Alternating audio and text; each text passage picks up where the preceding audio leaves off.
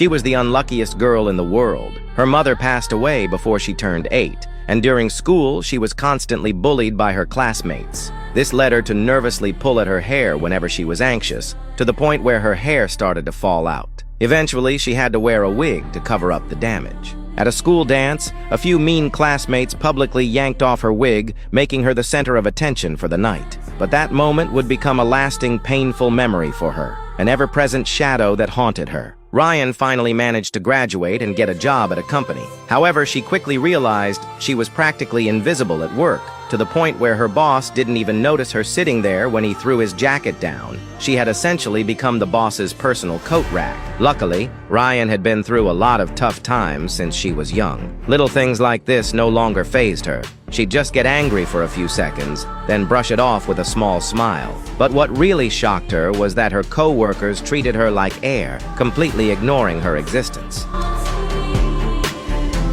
One evening, while waiting for the bus, Ryan unexpectedly ran into her ex-boyfriend on the other side of the street. Deciding to bury the hatchet, she waved hello, only for him to completely ignore her as if she weren't even there. She was left questioning everything. She got on the bus and tried to call her sister to chat, but her sister read the message and didn't reply. Fortunately, Ryan had a father who loved her dearly. She brought him some delicious food during her visit to the hospital, where he was being treated for a serious illness. However, when she called out to him by his bedside, he didn't respond, which terrified her. Had he passed away? Just as she was about to rush to find a doctor,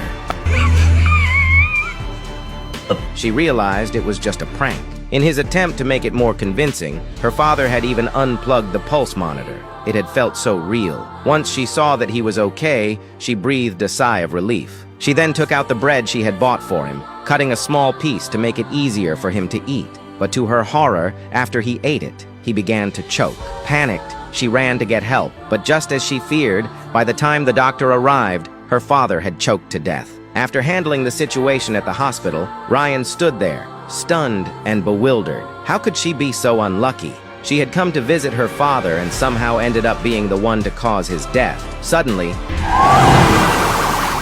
if she had just been a little slower, she would have had to say goodbye to him one more time.